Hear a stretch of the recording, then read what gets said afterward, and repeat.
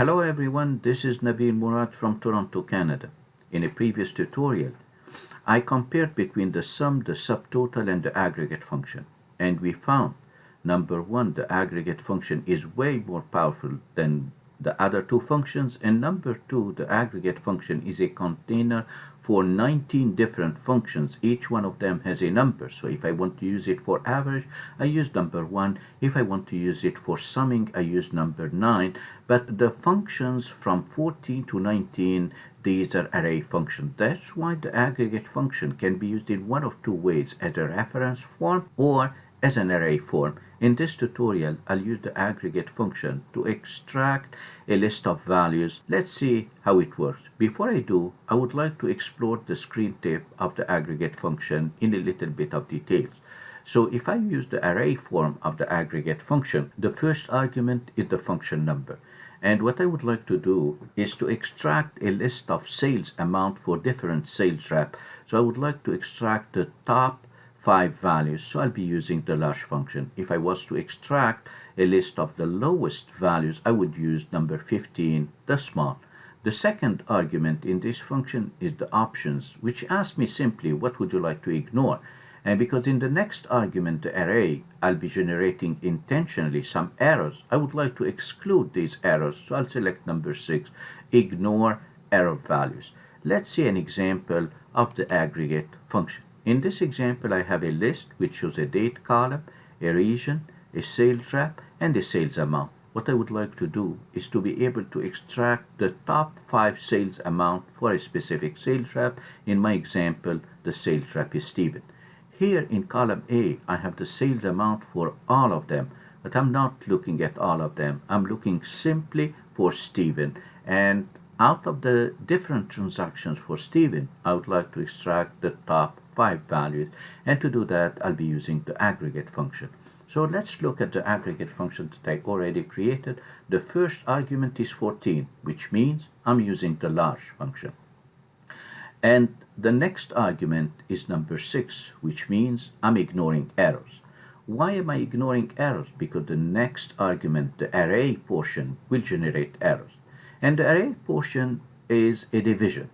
I'm dividing a range by another range. Let's look at the numerator first. The numerator represents the sales amount.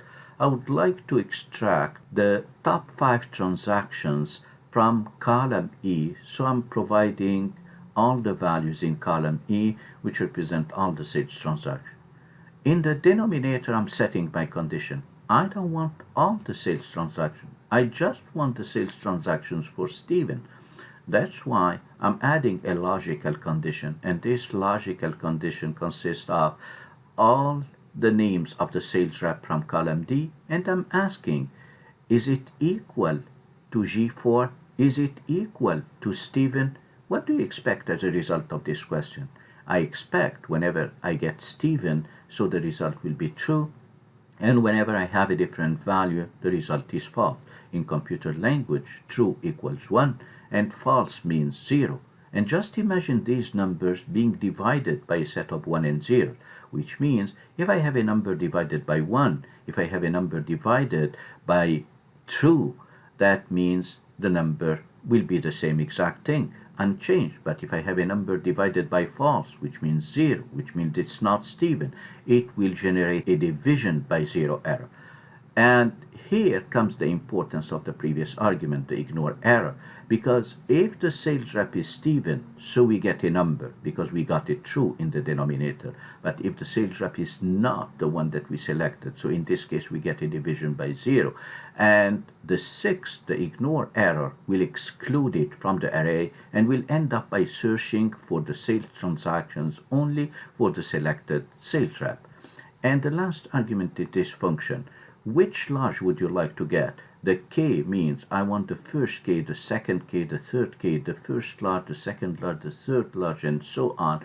And I type these numbers here on top of my function. I could have used another function like the columns function, which would increment when I copy to the right. But just to make it simple, I inserted these numbers here. Let's go and create this function from scratch. So here is my list, and I created a kind of color association between the argument in the screen tip and the color in the cell reference so that I make it easier for you to understand what am I selecting. So I would like to extract the top 5 values for Stephen, the top sales amount, the top sales transactions for Stephen. So I'll type equal aggregate, and then I hit tab.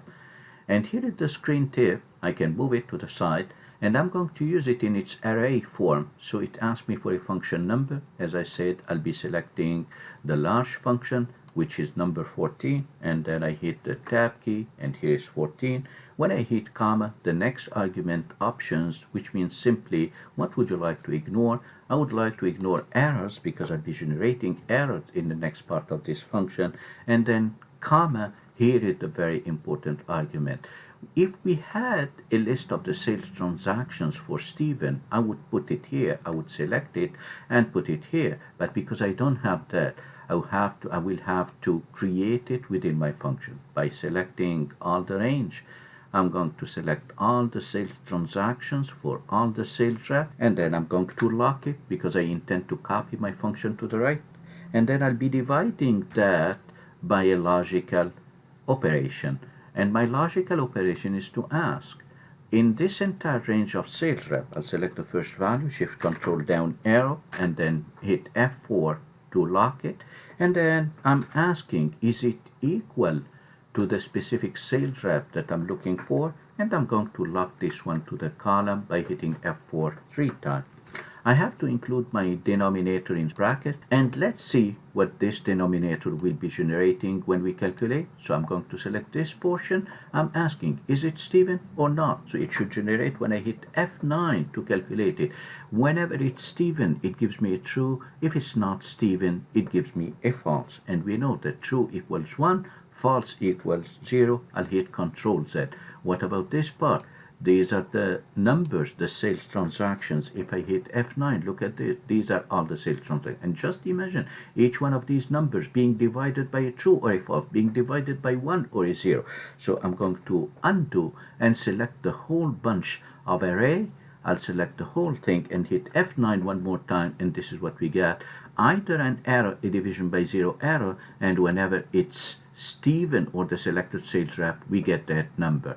The previous argument, the 6, will exclude all the division by zeros as if we are selecting only from an array of numbers that correspond to the selected sales rep, Stephen.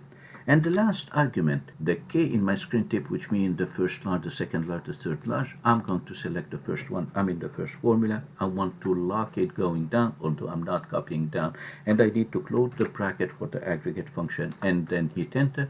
And this is the top sales transaction for Stephen. I can copy my formula to the right and we get the correct result. I did create a drop list to be able to change, to switch to another sales rep, and I showed you in a previous tutorial how to create a drop list. This is called a data validation list, and I showed you the basic way of creating it and then an advanced functionality of creating dependent drop list. So if I click and change the sales rep to another sales rep, my formula is dynamic. And if I change it to another one, my formula is dynamic. Thank you for watching. And until we meet in another training video about the aggregate function for extracting an entire record based on multiple conditions, your comments are much appreciated.